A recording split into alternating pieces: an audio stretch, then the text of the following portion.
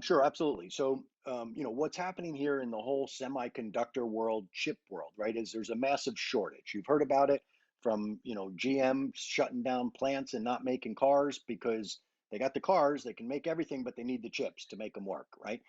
So Right. there's a shortage, and it's the shortage is here. It's not going away tomorrow. It probably will ease up a little bit, right? But what's been happening is these boxes. There's not too many. There's like 6 or 8 components in the boxes, but they come from here. One component comes from here, and they got to go through customs. Let's say in India or in Taiwan or wherever that where they're being put together, right? And then once that's done, they come over here to the United States, either to JFK or to Los Angeles or wherever, and they come in here. Well, if you look at if you look at California right now, I think yesterday I read that there were 60 something cargo boats out there that have been out at sea for 2 to 4 weeks now, Yeah. waiting for an opening to come in. And the openings are there's plenty of room there, but there's not enough people there to do what they got to do. They have to inspect stuff that comes into our country and make sure there's not bad Right. stuff in it. I guess, right? We don't want them to Right. stop doing that, but now there's half the people on staff at customs at any time because of COVID, right? They want to have their social distancing, so they can half the people they can only go through half of the work. It's literally a 50% thing. So that's happening. All right. So that being said, helium in or not helium, but IHUB, starting now, it's already starting, is they're identifying, okay, we're getting 1,000 boxes are coming in, right? Or 3,000 or whatever the case may be. Well, it takes them a little bit of time to do what they got to do. They got to plug them in, they got to provision them, they got to assign them to whoever's going to get the box, etc. Takes them, a little bit of time, and then they have to get them out to us. So the way that they're determining who is going to get the first boxes is based on the assessment, right? There's two things that IHUB is very passionate about.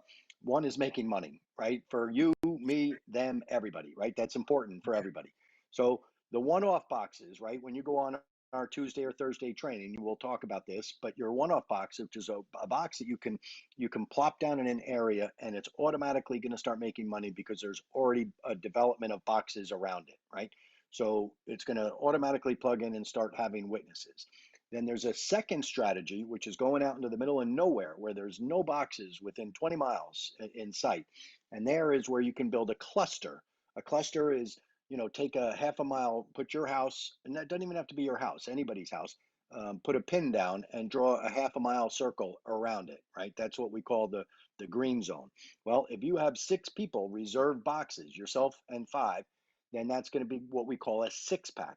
Well, the company is going to reward that behavior as well because they are going to take, if they have 1,000 boxes that are coming out, they're going to take a percentage of them and they're going to put them to the people that have built the 6 packs, right?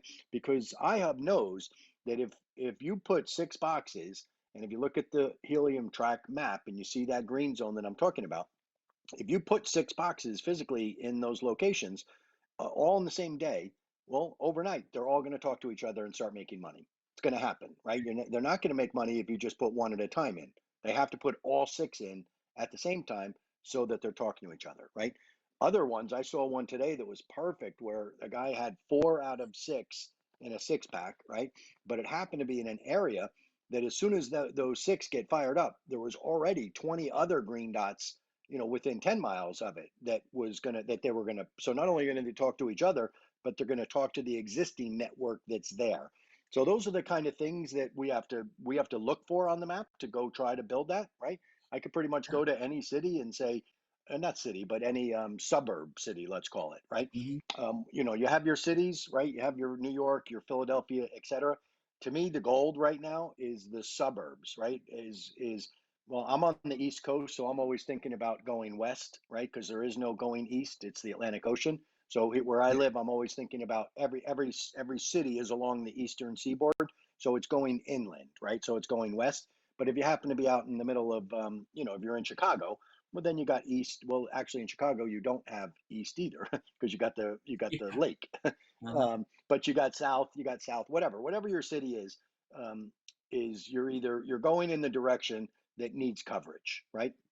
You think back to, if you go back to Verizon, I'll just use them as an example. If you go back to 1990 and you look at their coverage map, and then you look at 1994 and you look at their coverage map, and you look at 1998 and you look at Right. their coverage map. Well, it all started I'll use the Eastern Seaboard. New York, northern New Jersey, 20-mile radius from New York was 100% covered.